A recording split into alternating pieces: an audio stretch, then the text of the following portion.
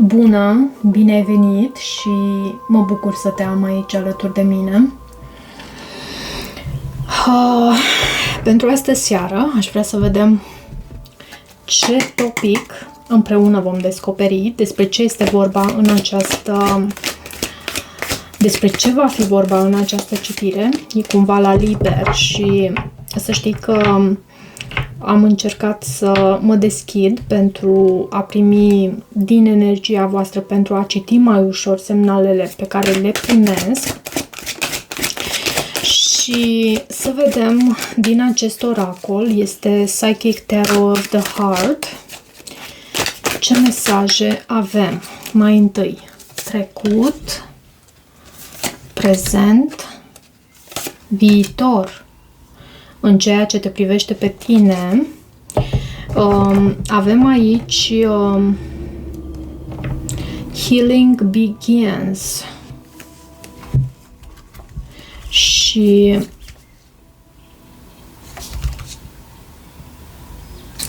este 6 de spade, doar că nu sunt sigură. Da, cred că este 6 de spade. Cupele sunt cu verde, monedele sunt cu roșu, acestea sunt bâtele. Da, e 6 de spade. Healing Begins este denumit în acest oracol. La baza pachetului avem Reach Out. Este o carte care sugerează colaborare. Este 3-ul de monede și vindecare cu steaua.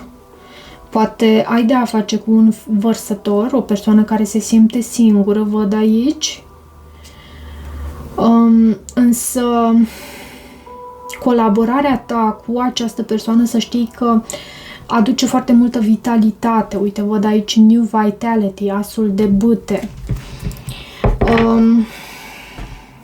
Am să extrag mai multe cărți și în ceea ce privește sfatul pentru tine, însă în prezent, așa cum vezi și tu, avem acest hierofant, teach, a preda, a învăța, educație. Poate tu ai anumite abilități de învățător și nu doar învățător la clasele 1-4, cât învățător de ghid, de persoană care să îi ajute pe ceilalți să își deslușească anumite lucruri în mintea lor, în sufletul lor mai ales. Poate ai aceste abilități, poți să ai și taur pe harta natală. Este o arcană majoră această carte care anunță faptul că în prezentul tău tu ai de a face cu ceva semnificativ. Acest hierofant reprezintă ceva semnificativ pentru tine, o lecție majoră de viață. Da, poți să fii ghid, învățător, însă poți să fii și să ai parte și de un mentor și e norocul cel mai mare pe care îl putem avea în viața asta, să ne găsim acel mentor care să ne poată ghida înspre iluminare, înspre a ne găsi calea. Însă, avem și acest... este cartea Diavolul, Master, care vorbește despre control. Cel mai mult îmi vorbește mie aici, în viitorul apropiat, despre control, în ceea ce urmează să trăiești tu. Și mai vreau o carte ca sfat aici, am să o extrag încă de pe acum pentru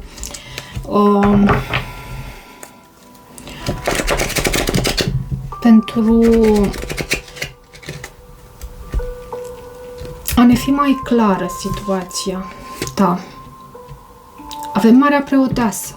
Este foarte important pentru tine să îți asculți intuiția. În sfatul pentru tine. Este tot o arcană majoră și vezi tu, dacă în trecut tu ai avut acest 6 de spade, o carte care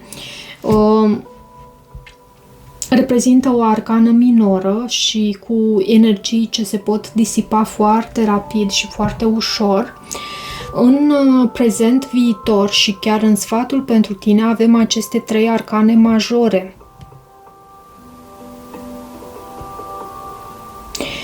Poate că în trecutul tău comunicarea iarăși a fost importantă pentru tine, pentru că acest 6 de spade reprezintă elementul aerului. Aerul este reprezentativ pentru comunicare, pentru chakra a 5-a, cea a comunicării.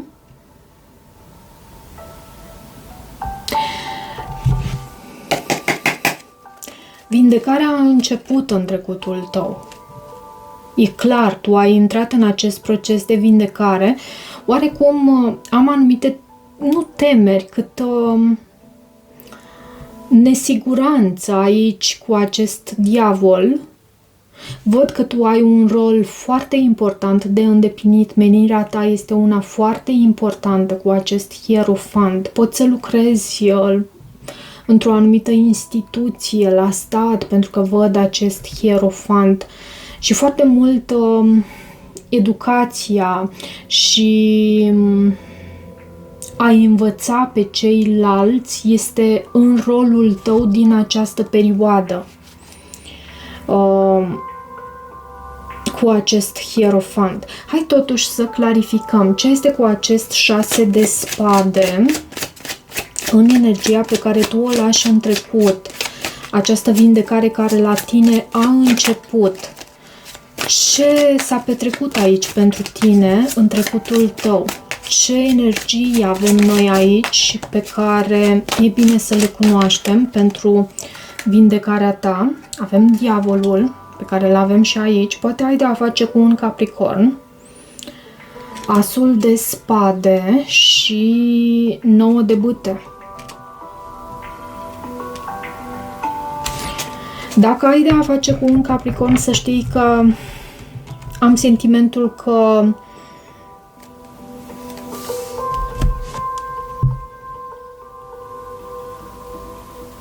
ai lăsat această persoană în urmă, însă oricum ar fi, dacă ai de a face cu un capricorn sau cu ceva toxic din viața ta, această energie revine, însă nu am sentimentul de asemenea că nu la modul atât de intens pe cât ai trăit tu această energie în trecut. Această energie din viitorul apropiat poate să revină și vom și clarifica. Da, tu ai puterea de a depăși. Văd puterea aici. Poate să vină această energie ca un fel de test pentru tine. Pentru ca universul să se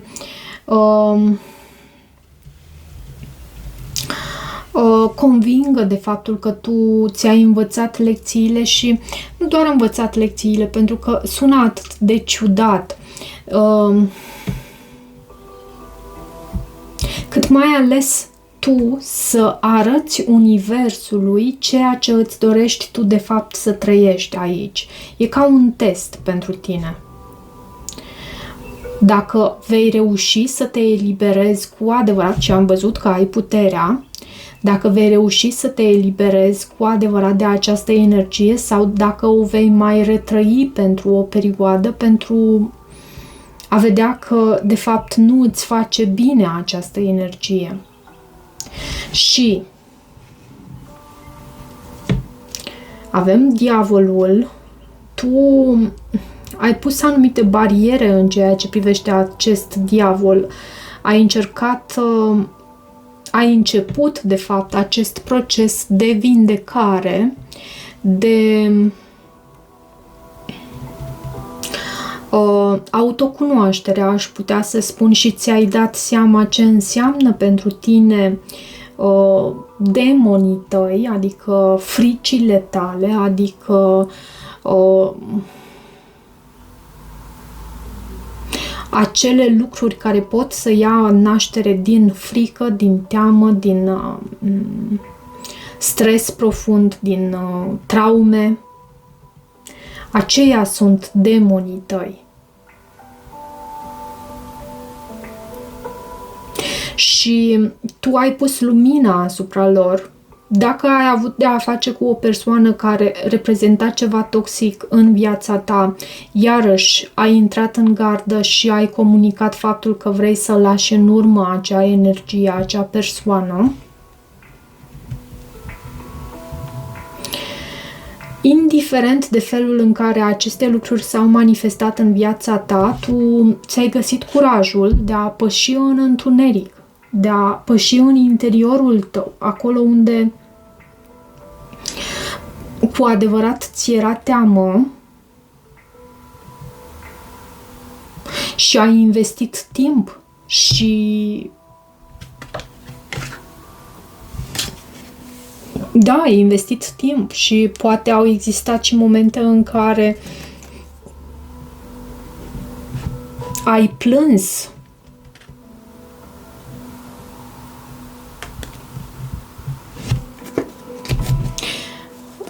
Ai purtat doliu pentru ceea ce tu ai lăsat în urmă.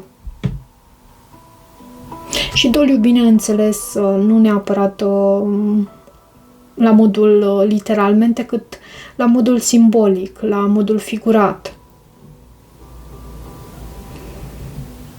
Ai trăit o anumită tristețe și ai simțit lipsa a ceea ce tu ai lăsat în urmă. Ok, și acum avem acest hierofant. Ce este cu hierofantul din energia din prezent? Ce este cu hierofantul din prezent? Nu, mi se transmite să nu extrag și am să mai aștept. Puterea, 10 de spade și justiția. Poate că menirea ta, pentru că îmi vine să transmit și acest lucru, poate că menirea ta este aceea de a-i ajuta pe ceilalți să își găsească puterea în a depăși acele momente grele cu acest 10 de spade. Poate ți-ai dorit chiar acest lucru, pentru că și tu ai trăit momente grele în trecutul tău. Și ai vrut să fii ca un far de lumină cumva pentru cei care s-ar putea rătăci pentru moment. Pentru că salvarea vine pentru fiecare până la urmă. De ce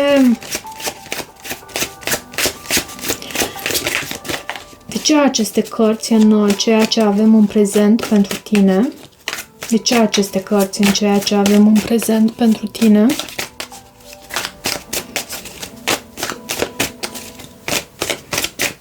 De ce aceste cărți?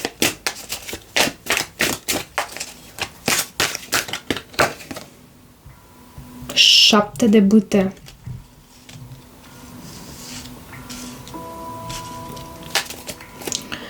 Și cavalerul de bâte.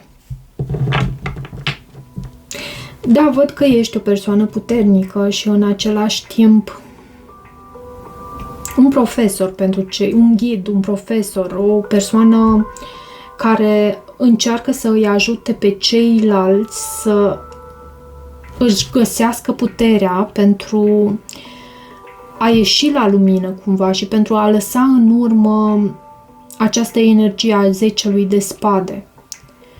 Și cu acest 7 de bâte și cavalerul de bâte,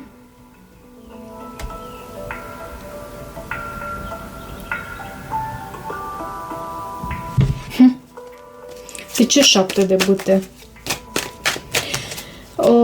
7 de bâte se luptă să apere ceva anume, o anumită reușită din trecut. Prințesa de cupe. Și 2 de spade. Da, tu aperi ceva anume în același timp. Nu doar că îi ajuți și îi ghidezi pe cei din jurul tău, cât mai ales cred că În același timp înveți și tu felul în care să îți aperi copilul interior. Îmi vine să transmit cu acest paj de cupe.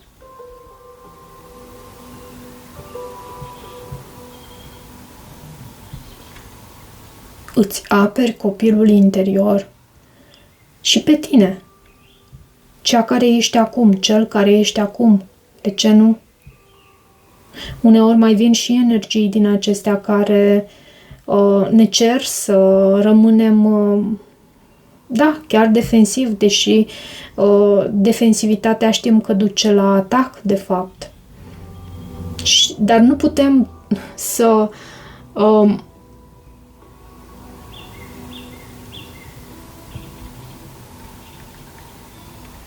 lăsăm ca lucrurile să treacă prin noi, adică am să mă opresc aici de data asta și vreau să văd acum în viitorul apropiat ce este cu acest diavol. Poți ai de a face cu un Capricorn, 5 de monede și steaua. Diavolul mai vorbește și despre control și avem și 5 de spade la baza pachetului.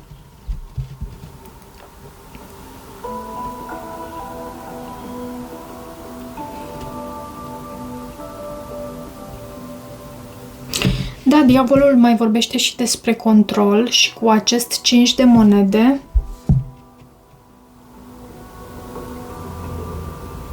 știi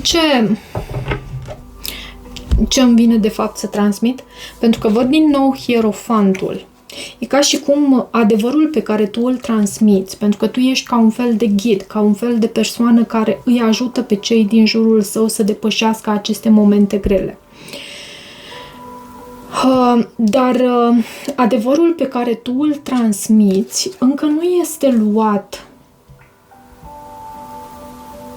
în considerare așa poate cum te aștepți sau poate cum ți-ai dorit tu. Pentru că văd și acest 5 de spade.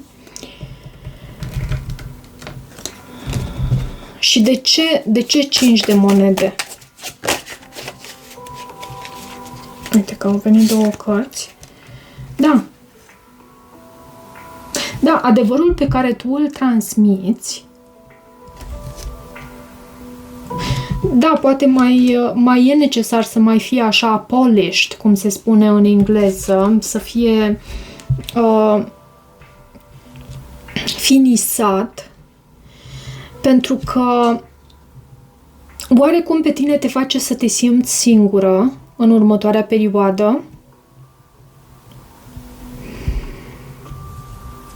Dar tu ai ceva, o anume înțelepciune a ta pe care o ai de transmis aici. Poate acest cavaler de spade nu este tocmai matur, poate nu și-a făcut încă un plan foarte riguros, însă este onest.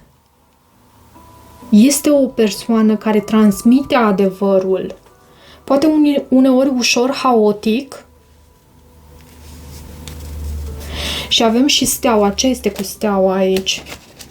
Ce este cu steaua? De ce steaua în viitorul apropiat pentru tine? Ce am făcut aici?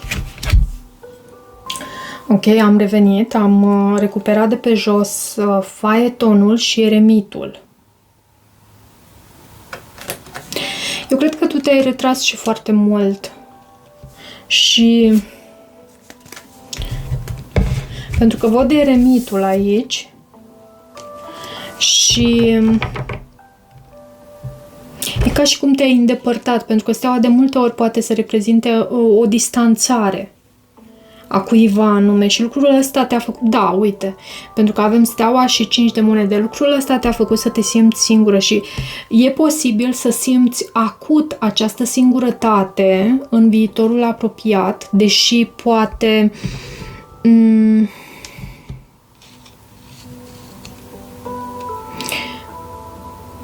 așa ai simțit tu la momentul respectiv, să te retragi, să... da, uite, văd și spânzuratul. Da, 8 de cupe. Te-ai retras foarte mult și în viitorul apropiat cred că simți mai mult să fii în lume și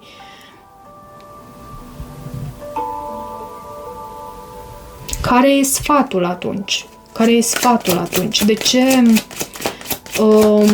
Marea Preoteasă ascultă-ți intuiția? Care e sfatul pentru tine? Care e sfatul pentru tine? Cartea Moartea, să închei ceva anume, să transformi ceva anume și 7 de monede. Ce este cu această carte Moartea și Marea Preoteasă? Regele de bâte și 7 de monede. E cineva care pe tine te atrage foarte mult cu acest rege de bâte. Cred că despre asta vorbește. Și universul cumva te ghidează ca tu să îți asculți intuiția în privința acestei persoane pe care sau care pe tine te atrage foarte mult.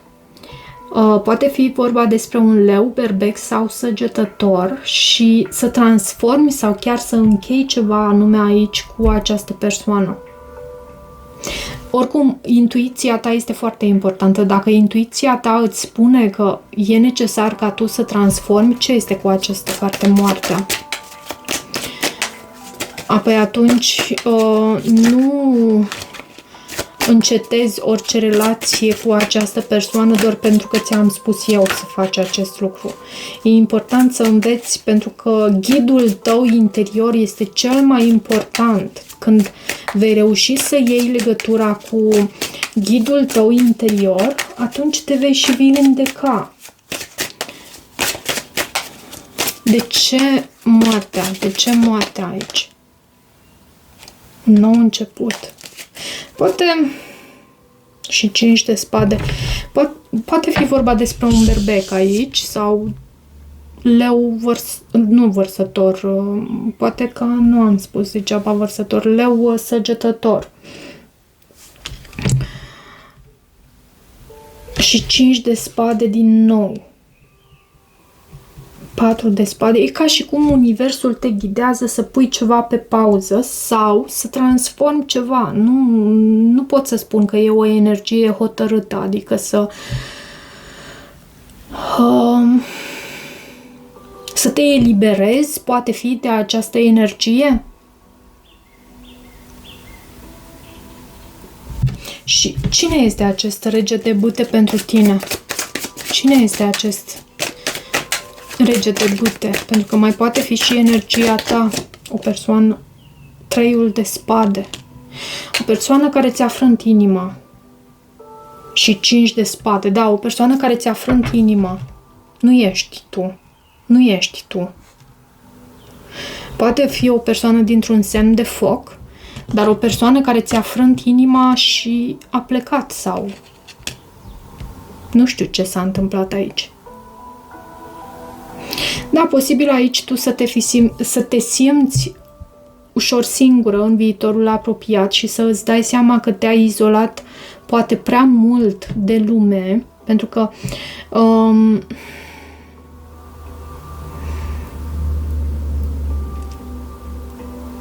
uneori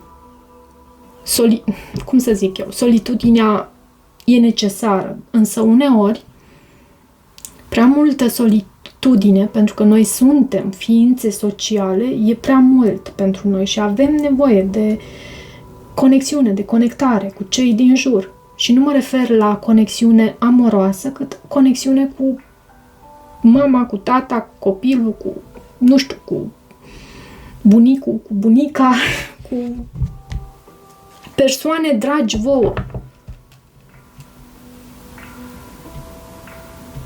Simt aici că această izolare pentru tine reprezintă ușor ceva prea mult. Dar în același timp, și simt de asemenea că ai nevoie de conexiune umană. Dar în același timp, văd aici că rolul tău, ca și cum ai descoperit rolul, menirea ta cu acest hierofant de aici. Da, sper să aibă sens ceea ce am transmis aici în seara asta. Dacă rezonezi cu acest mesaj, nu uita să te abonezi canalului, poți să devii și membru al acestui canal. Bineînțeles, eu o spun ca aproape de fiecare dată. Găsești detalii în descrierea videoclipului pentru cele 3 niveluri disponibile. Te îmbrățișez cu drag și toate bune!